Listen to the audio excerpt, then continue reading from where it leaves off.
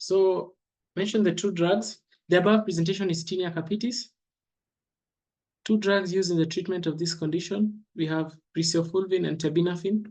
I saw someone mentioned itraconazole. Itraconazole is a very strong antifungal. So it's mainly used in systemic diseases such as aspergillosis, blastomycosis, histoplasmosis. Okay. So for these ones, we mainly use the topical cryptococcus and terbinafine. And then three fungi that can cause such a presentation. Remember, we said the three: Microsporum, the Trichophyton, and Epidermophyton. So here they are: Microsporum auduini, Microsporum canis, Microsporum gypsum, Microsporum ferruginum, Trichophyton, Mentacrophytes, Trichophyton verrucosum, Trichophyton megnini. Okay. So the high-yield one that I've seen where they ask in exam is this one: Microsporum, gypsum, and canis, and Trichophyton verrucosum. Those are the ones that are usually associated with Tinea capitis. Okay.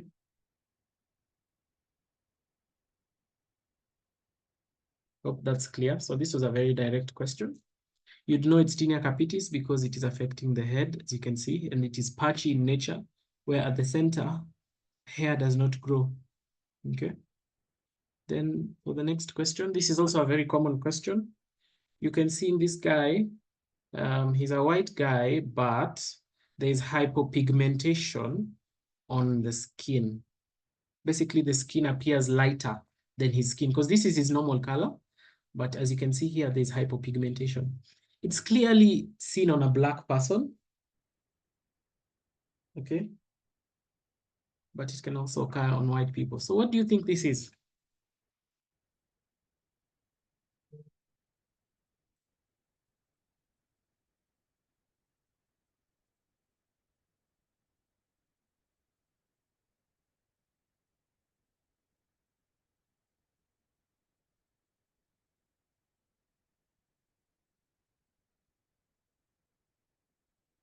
Tinea versicolor, very good. You can call it Tinea versicolor or Pityriasis versicolor. Okay, good.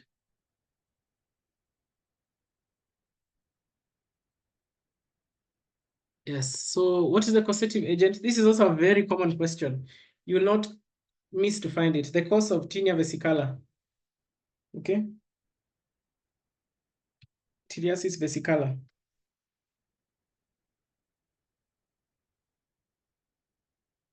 What's the most common cause? This Malassezia fafa. Very good. Now, I want to explain something here. You see, this fungus is known as Tinea versicolor, but let it not confuse you. It is not a tinea. You see, tinea are dermatophytes, as you have seen. The trichophytons, microsporum, and epidermophytons. Those are dermatophytes. But this one, it's called tinea, but it's actually a yeast. Okay? This yeast is Malassezia fafa. Okay? So a yeast is a dimorphic fungi. I'm going to be explaining these terms as we continue because there are a lot of questions on that. But let this not confuse you.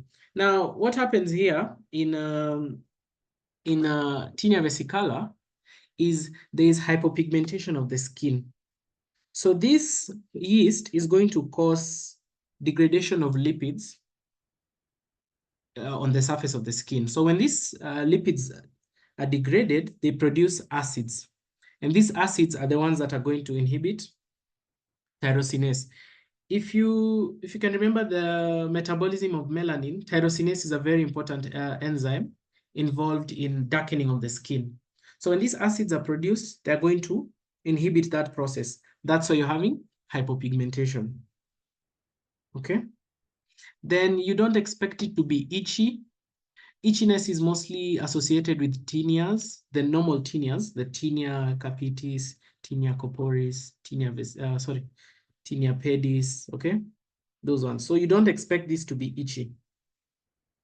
So in short, all I've said is you have to know that it damages the melanin producing cells, which are the melanocytes. That's why it has this appearance. Okay, it's quite common fungus. Even in clinical practice, you're going to see so many people have this. Now, follow-up question. Now, what is this? I can give you a hint. So this is a skin sample. Describe the above presentation on potassium hydroxide. Identify the above fungus. So I'll give you a hint. There is a certain appearance known as spaghetti and meatball appearance on potassium hydroxide. So what is the name of the fungus?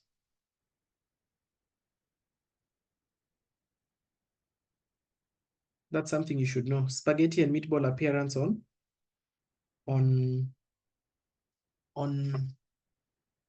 potassium hydroxide. Malassezia fafa. Very good.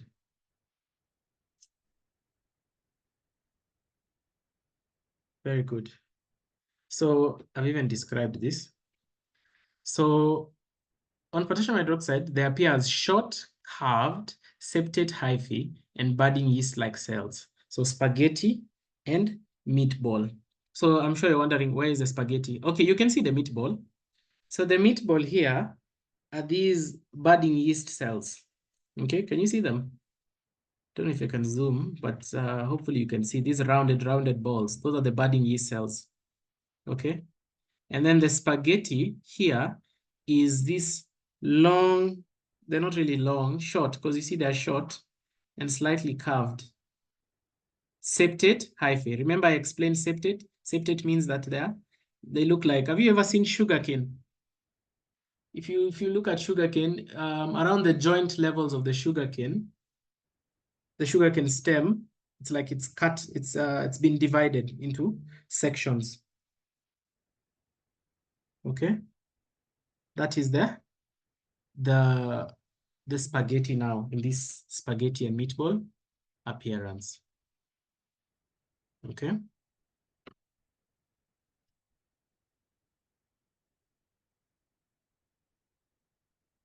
Okay, I hope that's clear. Now, before we go to this, I want us to go through something. Because it can be very challenging for you to understand, but I'll explain.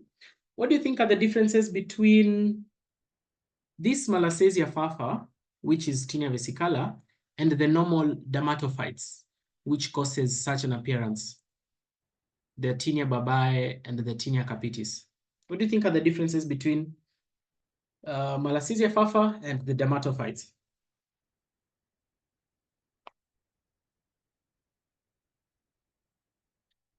Can you outline some differences? Okay, let me give you one. We have seen that there is the spaghetti and meatball appearance on potassium hydroxide for Malassezia fafa. And in the normal Tinea, the potassium hydroxide is branching septate hyphae. And for dermatophytes, they're usually long branches. Okay, so that's one difference. Another difference, fafa is a dimorphic fungi. Yes, good.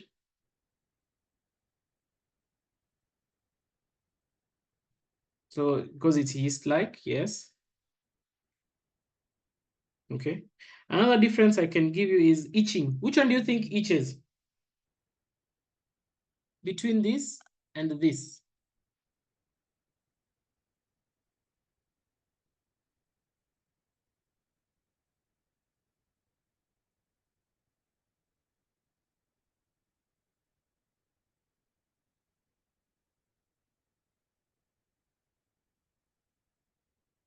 Which one do you think is going to itch?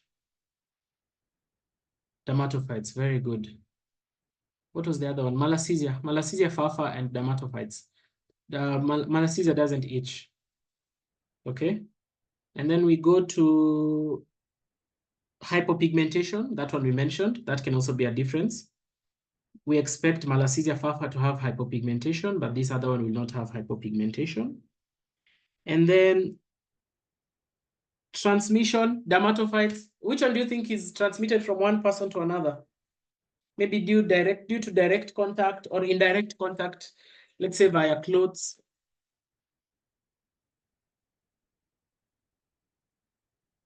Dermatophytes, very good. Malassezia fafa is not transmitted from one person to the next. Okay, and then dermatophytes, in terms of the anatomical places they affect, we have the head, the nails, the skin. What about Malassezia fafa? Malassezia fafa, you actually expect it at the back, okay, the neck, and the back, the neck, and the usually the upper arms. Okay, that's usually the distribution for Malassezia fafa. Okay.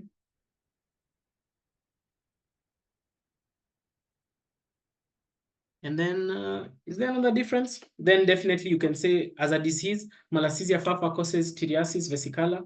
Dermatophytes cause different Tinea capitis, Tinea corporis, Tinea pedis, all those. Okay, so that can be a potential essay question. So it's very good to outline those differences. So it can be told, list 5 differences between Malassezia fafa and dermatophytes. 10 marks. I've given you like 6 differences, so I don't think that would be an issue. Okay.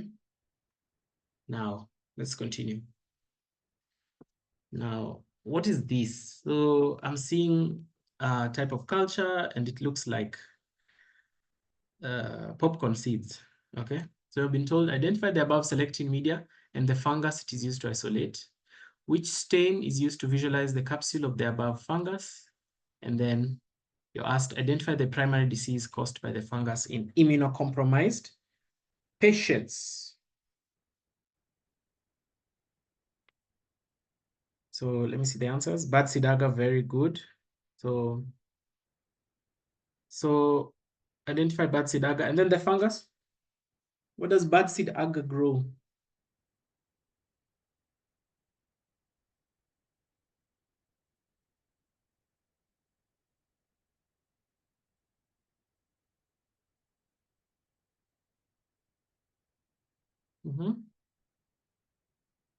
Cryptococcus newformans. Very good. And then we use Indian ink to identify the capsule. I'm seeing you guys are good. Someone was telling me mycology is hard, but I'm seeing you guys are answering the questions really fast. Oh, these are the easier sections of mycology. Okay. And then primary disease caused by the fungus in immunocompromised patients.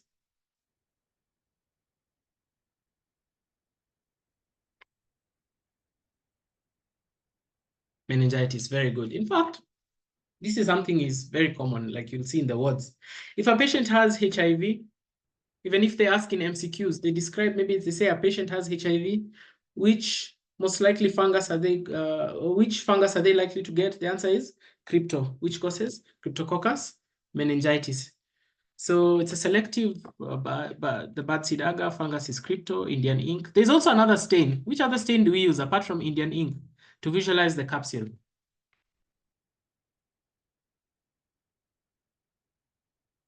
Who knows?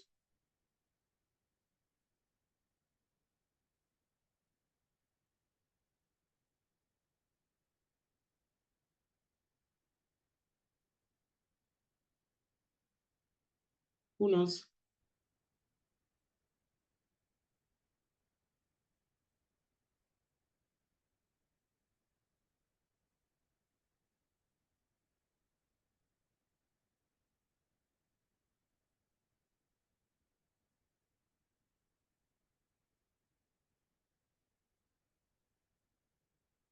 Nigrosin.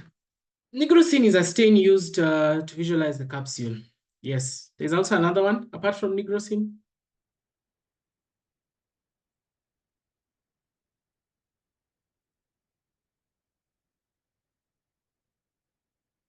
Apart from nigrosin.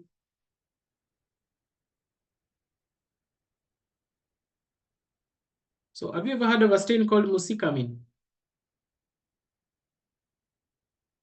Musicamin.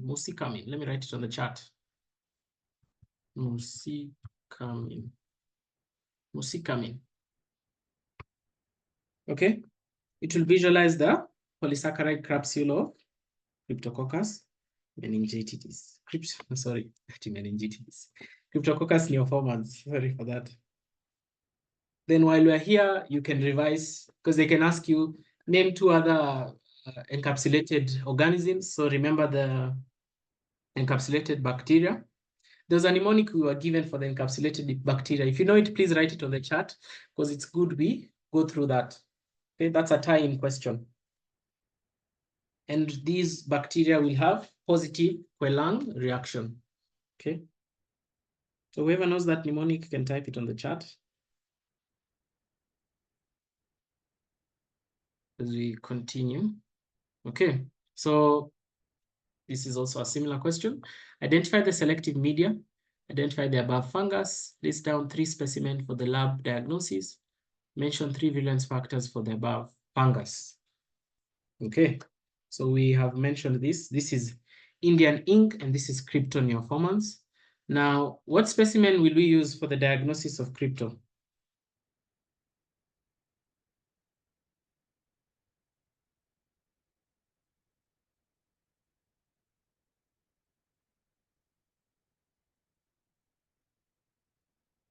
So how you'll know it's Crypto is because look at this fungus. It appears, there's a specific term we use, a clear halo. Okay, a clear halo on microscopy. Now, if you are to compare it with muscicamine, muscicamine will appear as a red in a capsule. Okay, so if I were to show you the picture, let me show you real quick. Hope you can see my screen.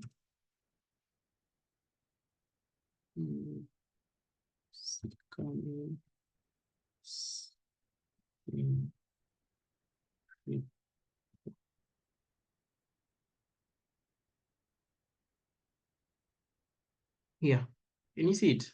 Don't know if it's clear. It's not good.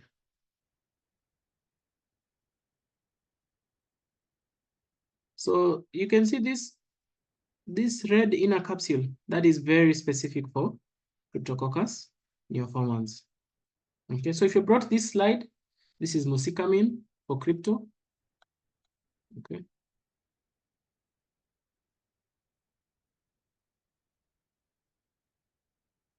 So I hope you can see my slide. Yes, what are the answers? CSF, very good. Three, there are a lot. So if we understand what Crypto causes, let's see, okay, so if we understand what Crypto causes, Crypto can cause meningitis. So for meningitis, we need to collect CSF. Crypto can cause a pneumonia. So we need sputum.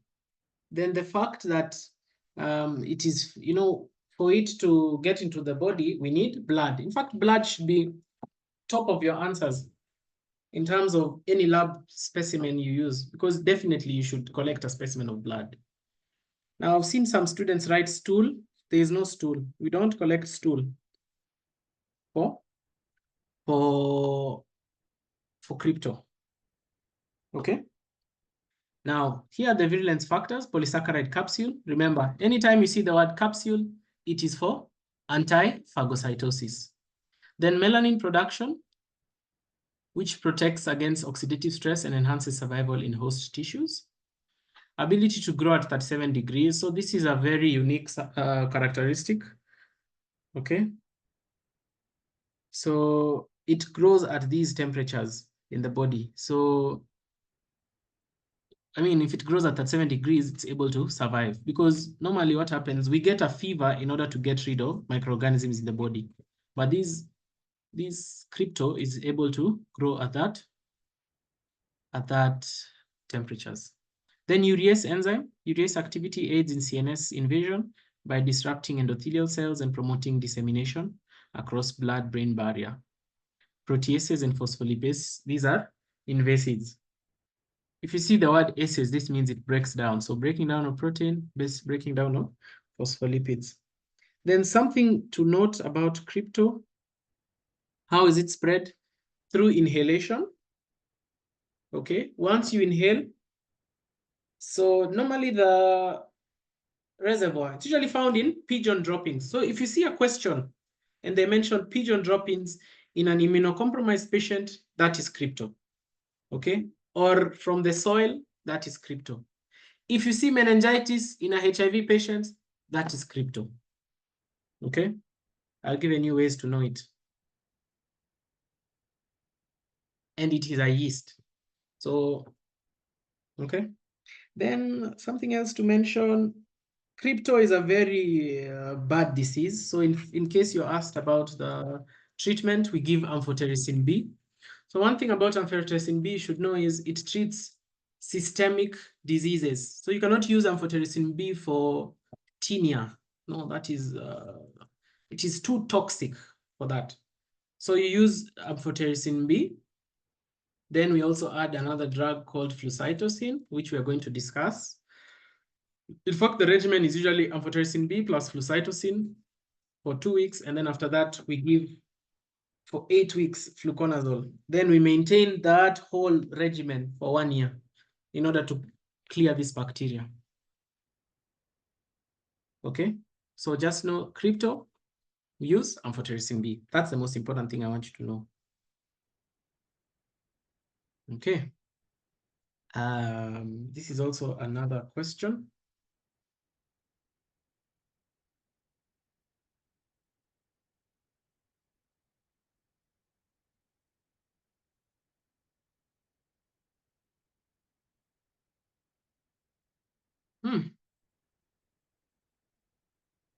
The above is selective media. Identify the media and organism that is grown. Outline 2 toxin-mediated diseases caused by the bacteria. Mention 2 antimicrobial agents.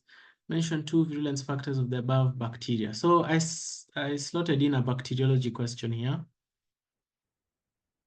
because I noticed we hadn't covered such a presentation. So what is this?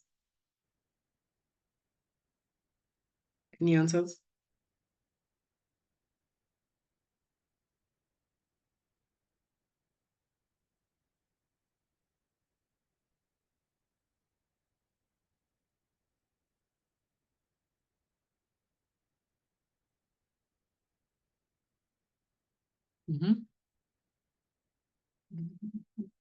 Mannitol sugar agar, mannitol salt agar, mannitol salt, not mannitol sugar, mannitol salt agar. Yes, so it's used to grow staph, okay, mainly for Staphylococcus aureus, okay. Yeah, I'm seeing you guys are answering each other on the chat. That's very, very good. You mentioned the mnemonic without the bacteria. Yeah, okay. So this is Staphylococcus aureus. Now, for Staphylococcus aureus, there's a lot of things you should know. Number one, number B is asking the toxin-mediated diseases. What are they? We can divide the diseases into 2, toxin-mediated and inflammatory diseases. Inflammatory we have discussed, if you can remember. The skin infections, can you remember? Things like impetigo. We have pneumonia. We have acute infective endocarditis. We have septic arthritis and osteomyelitis.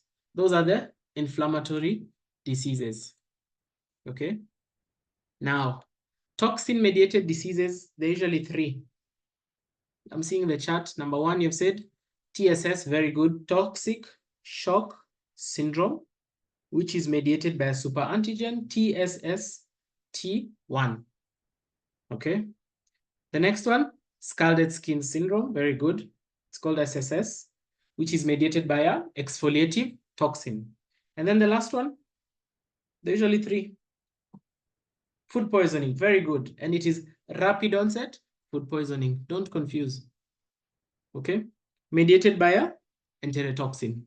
Very good. Presenting with vomiting, diarrhea, very good. So have you got that? Let's go through it. Number 1, toxic shock syndrome mediated by a super antigen, TSST1. Scalded skin syndrome mediated by an exfoliative toxin.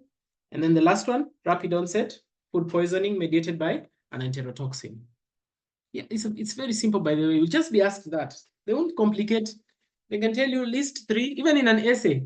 You're given a question, then you're asked 3 toxin-mediated diseases plus mention their toxins. Okay? Now, 2 antimicrobial agents used in the treatment of staph. This one we did.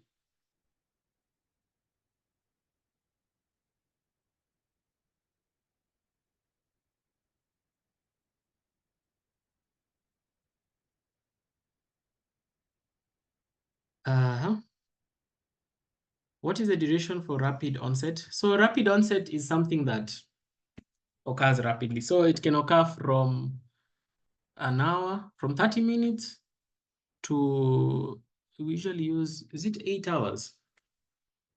I'll have to confirm that for you. Can someone confirm? It was usually around 30 minutes, extending to 8 hours from, so if you're picturing, if you ate it at breakfast, by lunchtime, you already have symptoms. 2 to 6 hours, yes, good. That's the time frame, 2 to 6 hours, thank you. So we have said VRSA, MRSA.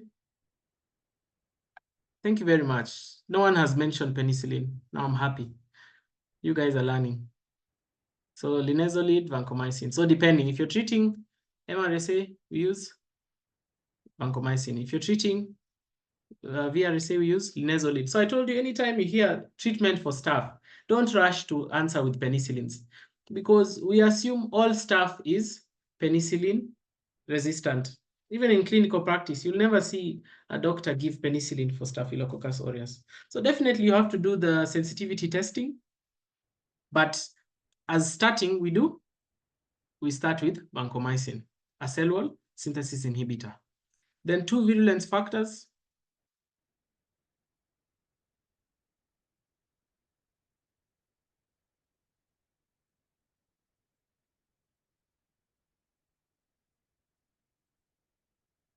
What are the virulence factors of staph? Now it has a lot. That can also be a potential essay. You can mention up to 8.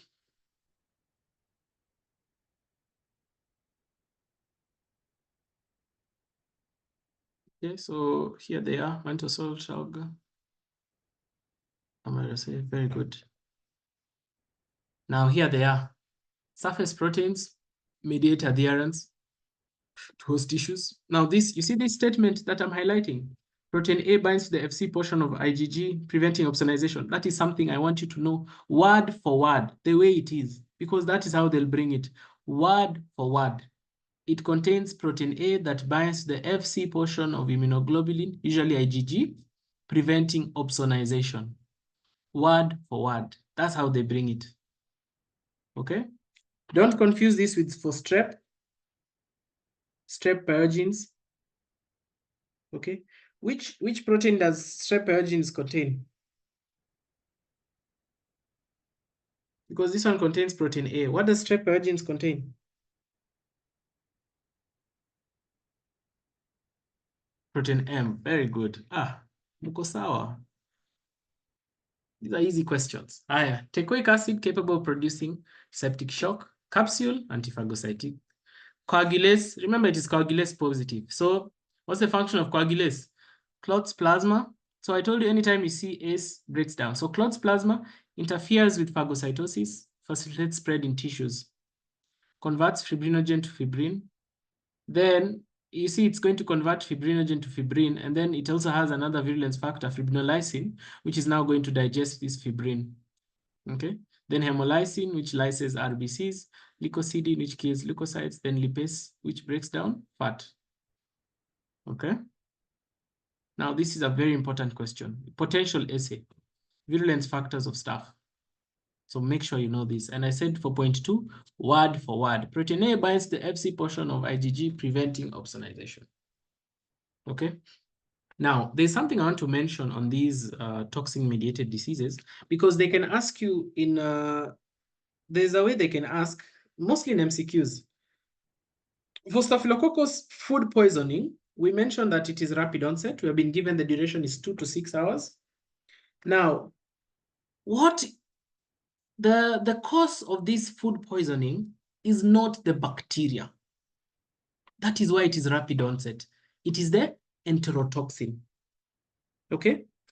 This bacteria produces a preformed toxin that will cause this type of food poisoning. Now, my question to you, does it cause bloody diarrhea or non-bloody diarrhea?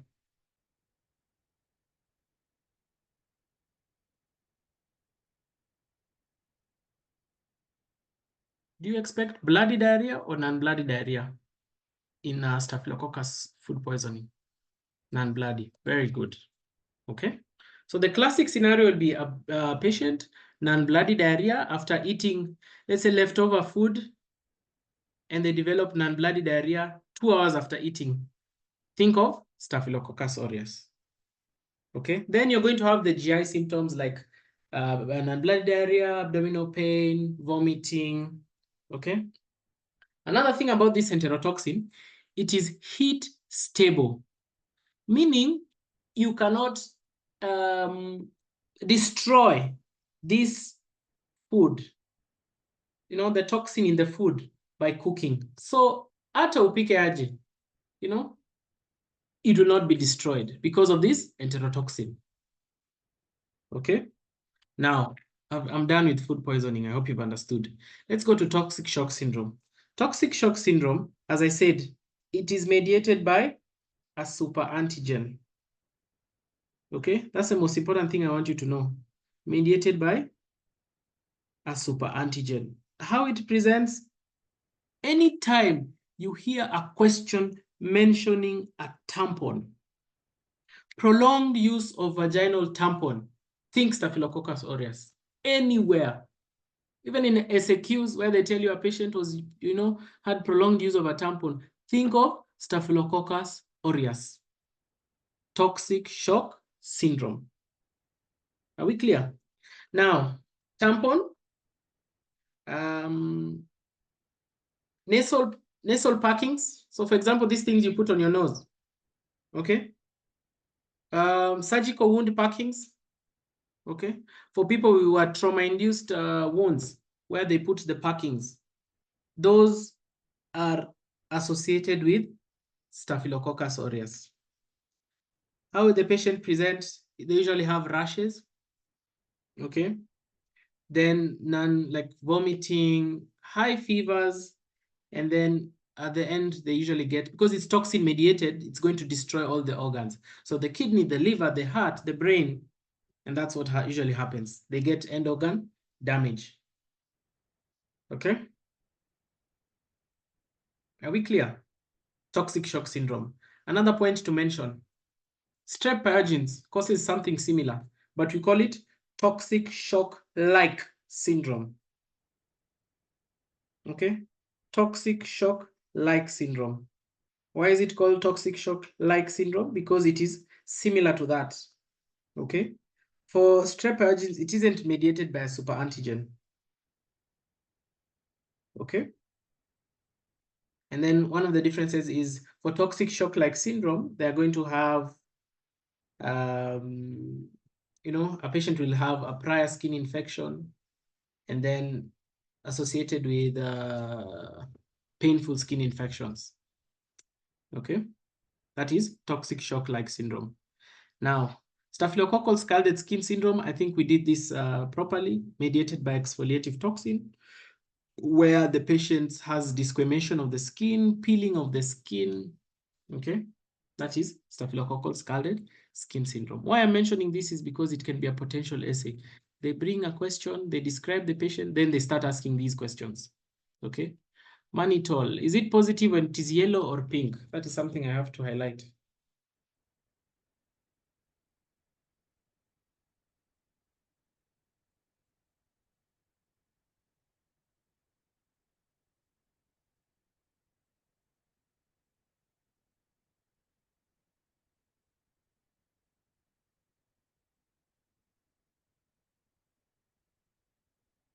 Yellow, good.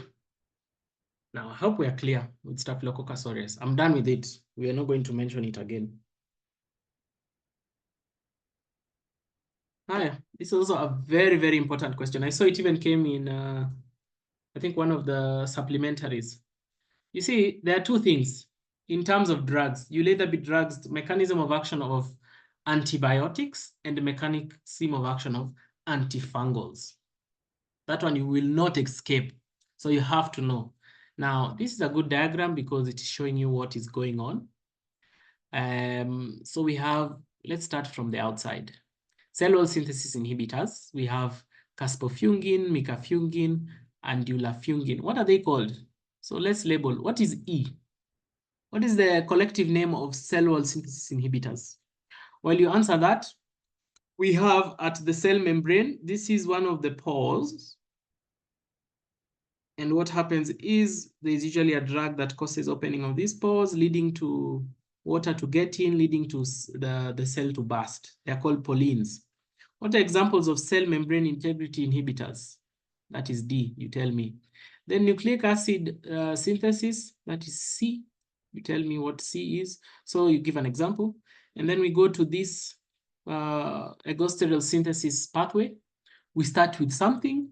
Then we go to squalene epoxide, where there's usually a drug that inhibits this process, that is A. And then squalene epoxide going to B, which is going to, the enzyme is 14-alpha demethylase, which converts this to ergosterol. And here the azoles work best, ergosterol synthesis inhibitors, clotrimazole, anything ending in azole. Okay, so what is B? So what can you label here? Echinocandins E, very good. Flucytosine C, very good. Any other? So these are echinocandins. Anything you see ends in fungin, those are echinocandins. This is a must know. You cannot enter the exam if you don't know antifungals and antibiotics. That one you must know, both in microbiology and pharmacology.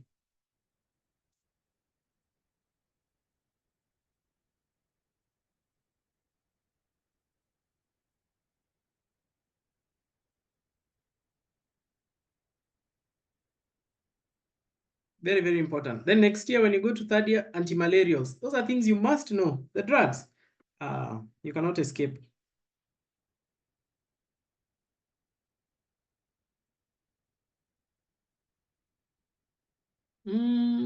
Answers. Amphotericin B. What was that? D is nystatin and amphotericin B. Yes. Those are pollines. Terbinafine A. Very good. We are done. It's just B. B, you guys have not told me.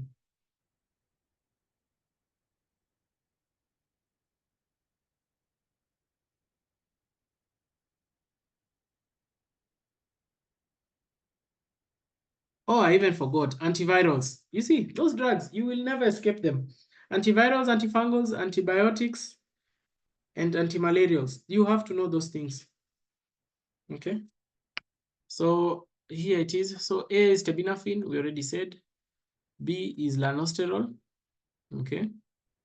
And then C is flucytosine. That one you've answered. D is amphotericin B and nystatin.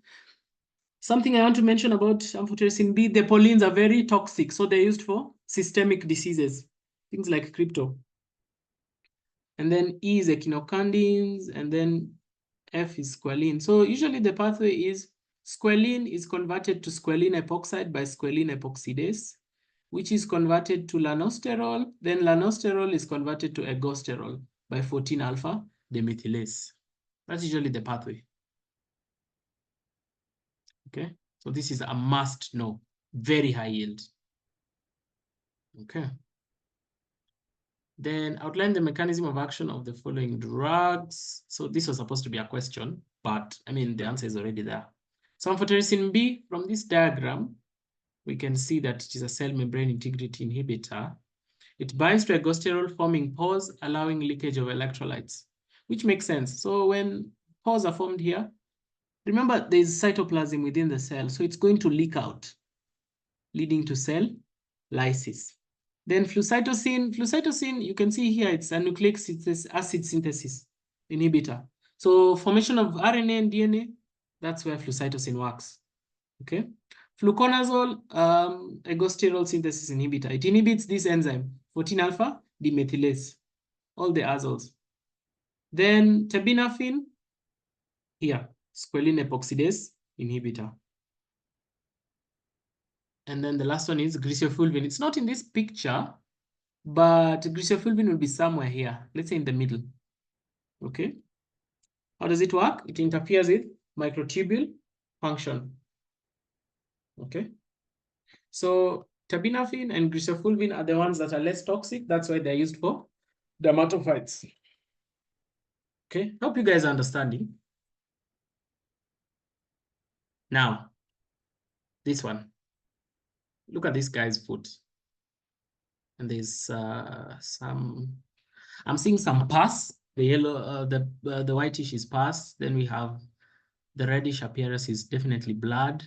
Then some dark areas. So if you see dark, you're expecting necrosis, and then it is very swollen, so it is inflamed. Okay. What is this?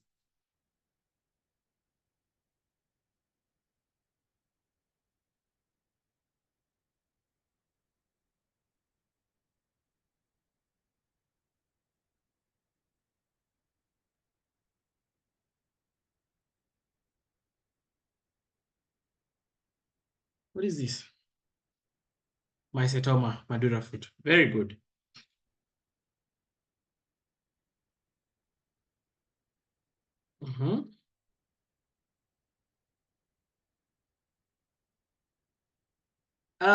What kind of microscopic examination is useful to identify granules in discharge from such lesions?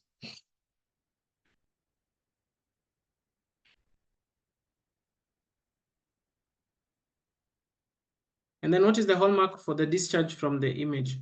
So there's usually a discharge here. What is the hallmark for that?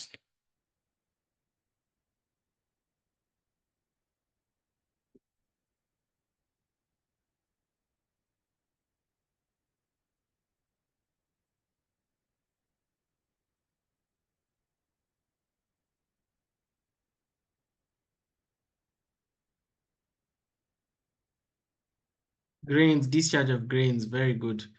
Grotots, methamine, silver. So that can be used, but we mainly use potassium hydroxide, okay? Potassium hydroxide mount or gram stain of granules, okay? Now, let me explain what is going on here. Now, Madura foot or mycetoma is an infection of the foot, okay? Normally what happens is it can cause this swelling appearance of this foot, and then we have the pus. Pus is this whitish discharge that you can see here. It's usually filled. These we call them pus-filled sinuses, okay? And then these grains, okay? That is the hallmark of this disease. We call it grains. Grains are tiny granules that usually come out of this wound. So how we usually do is, you see this wound? We are going to drain these sinuses. We drain all that. Then when you take it to the lab, what you're going to find is when you do potassium hydroxide, you're going to see different, there are potential causes of this Madura foot. It can be fungal and bacterial. Fungal, it is caused by eumycetoma, and then bacterial, it is caused by actinomycetoma. Okay, I should have asked that as a question. But those are the two main causes. The fungal is eumycetoma, the bacteria is actinomycetoma. Now, what happens is this thing for this patient, it's good, whether it progresses over time, it won't, you don't wake up and then you have a sudden, swelling of the foot. It will take time, months, even years, especially if you don't seek medical attention. So when we take it to the lab, we're going to see these grains. As I said, grains are the tiny colored granules. Okay. That is the hallmark of the disease. How do you think we treat this?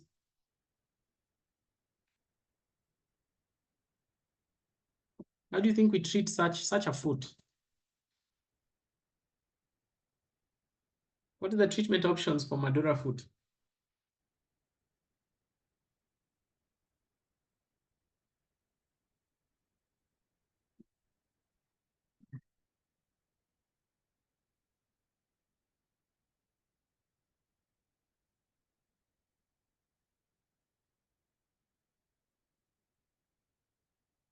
Antifungals plus antibiotics. Very good. Surgical intervention, yes, depending on the extent of damage, because you can see in this guy, the foot is almost disfigured. So we might do, after draining the sinuses of the pus and the blood, then we can do surgery to correct this, okay? But definitely, since it's caused by fungi and bacteria, we do antifungals and antibiotics. And then, how did this person get this Madura foot? What are the risk factors to development of this Madura foot?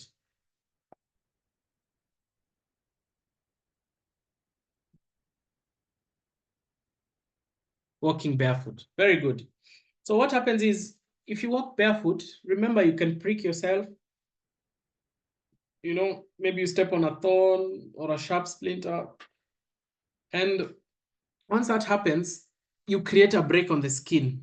Now the eumycetoma and actinomycetoma is going to enter the foot, leading to this presentation. Okay, so if you see a question, they're mentioning maybe barefoot patient, development of these pus-filled sinuses, that is Madura foot. And the hallmark is the grains. I hope you've understood this.